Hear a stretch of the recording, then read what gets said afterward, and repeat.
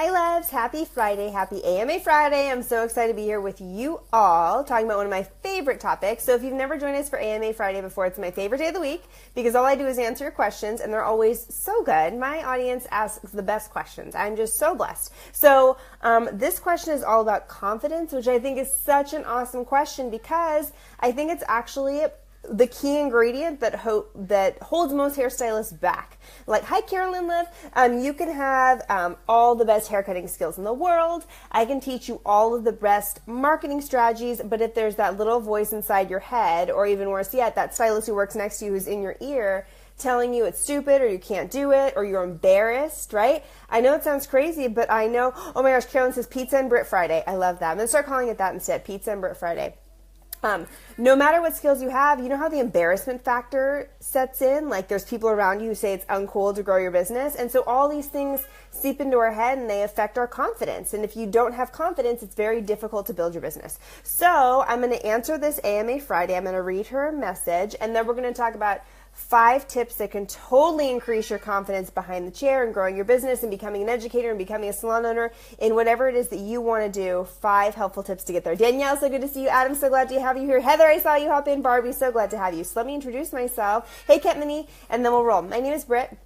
And I'm a social media and marketing strategist just for hairstylists. So my goal is to make your life as a stylist a little bit easier, a little bit more organized, help you to spend your time and money in the right places, quit wasting it in the wrong places so you can grow your clientele the quicker, faster, easier way using today's technology. It's never been easier to grow a clientele. Thanks, Adam. We just have to understand the tools at hand to do so, and I'm here to share some of those things with you today. If you like what we're talking about, I love it when you let those hearts and those likes go. It makes me happy. And then you can always comment below as well. I love interacting with you guys. It's my favorite part is having the conversation. And if there's any other stylists you think would enjoy it as well, I would love it so much if you hit the share button so we can push this out into our industry and increase the confidence all around. If this is your first time hanging out with me and you want to learn a little bit more, you can head over to my website at brittseva.com. I have a blog full of tons of really great information, free resources, free classes to take, blog articles, downloads, all kind of goodies for you guys. So if you're ready to elevate your business and take it to the next level, that is the place to be. So let me read this question.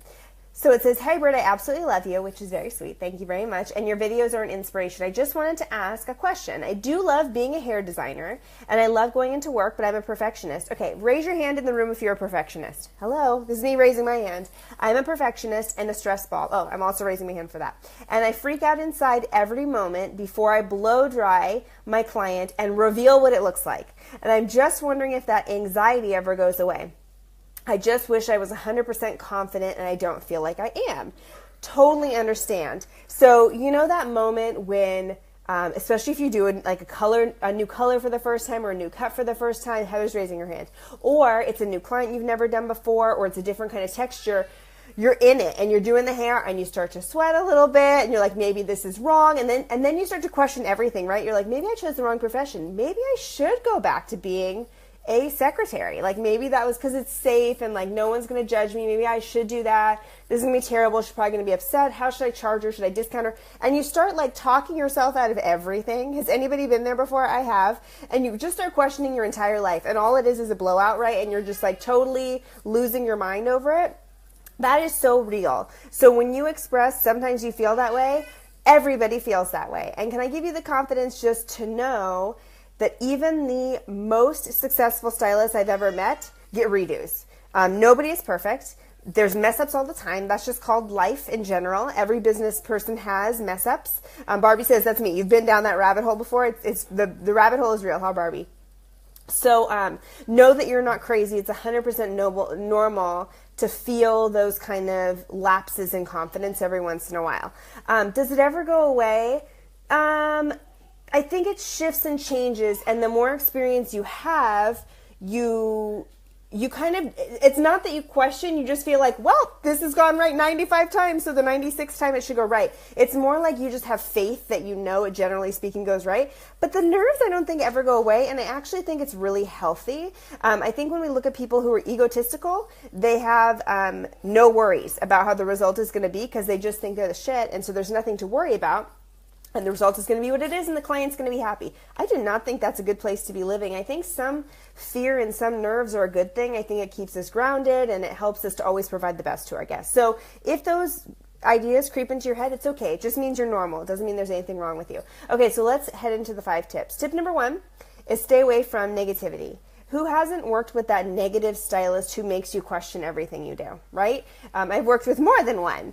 And it's hard and it's overwhelming and it does make you feel less than. Like, has anybody ever done a haircut and you're worried that the person next to you is like thinking crap about it? Like, maybe your client loves it, but what if the stylist next to you doesn't love it? Oh my gosh, the worst feeling ever. And it really does. I'd almost rather, which is so crazy, have all the stylists in the room around me think I did a great job than my client, because I'm so worried about what other people think. And this is recent for me, but the moment I got into a place in my life where I let the negative people be negative and I didn't care about what they thought, the more confident and the better person I became. Like, my skills really sharpened. I was much happier. I didn't question as much. You have to stay away from the negativity. If there are people in your world who judge you and bring you down, you have to find a way to cut them out. And I know that sometimes that's harder than others, but the thing is, negative people love a reaction. So if somebody is saying mean things or gossip is going on behind your back, that kind of stuff is only fun if it gets to the person. It's actually not fun and interesting if the person's like, oh, I don't care. If you didn't like my haircut, that's totally fine. My client was happy and she tipped me 20%. It's not fun if you don't react. So try and just let the negative people be nasty and negative on their own. They'll get theirs. And only allow positivity to come into your head and into your life. And don't let the negative comments bother you. We will get to the point of what if the client's upset. We'll get there, I promise. Okay, that's number 1.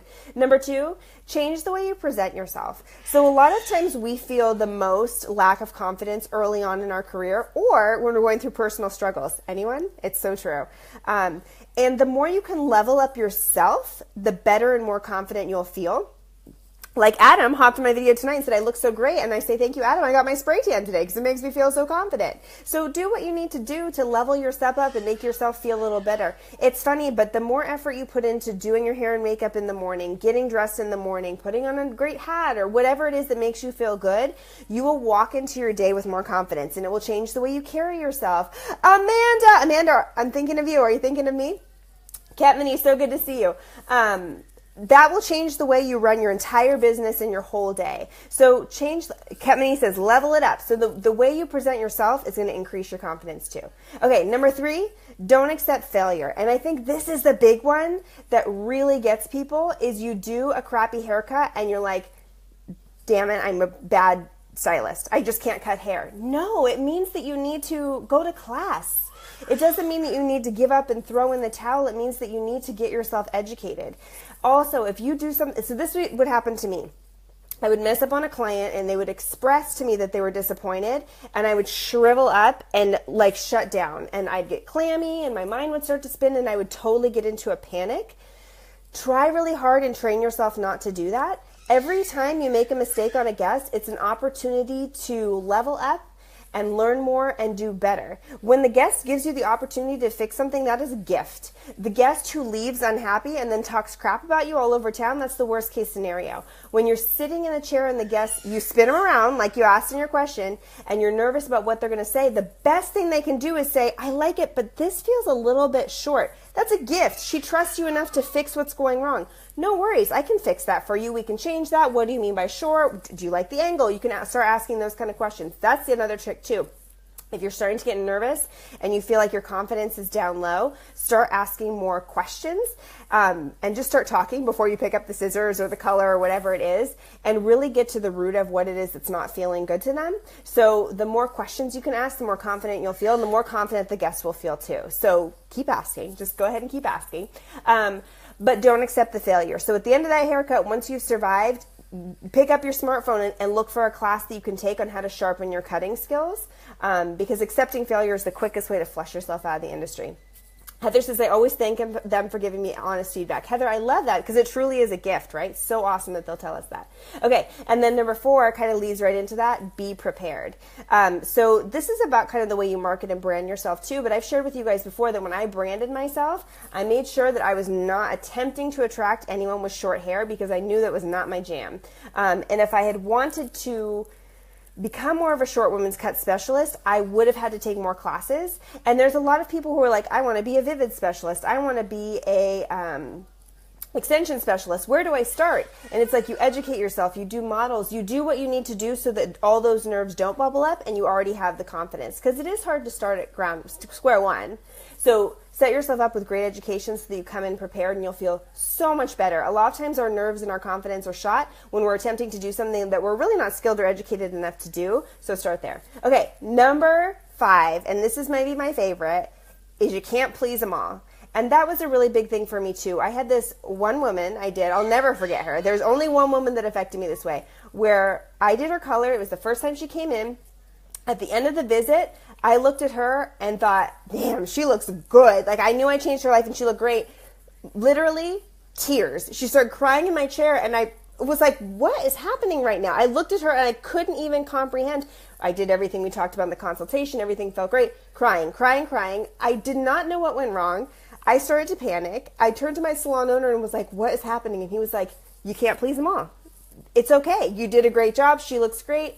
It's okay if not every single person thinks you're the best. It's just going to happen like that sometimes. Hi, Kristen. So don't let anybody shoot your confidence like that. There's going to be the person who flips out or cries or says you don't know what you're doing. Be upset in the moment and in that day, and then you have to let it go and realize that sometimes people are just a little crazy and you're not going to make them happy. And it doesn't mean that you're not a good stylist. It doesn't mean that there's anything wrong with you. It just means that you can't please them all. The other thing is too, circling back to number 1, staying away from negativity. You have to let those people not be a part of your life. So for her, I checked her out. I didn't charge her. And I said, I mean, clearly we're at a place where we must not communicate properly. I feel like I did my best.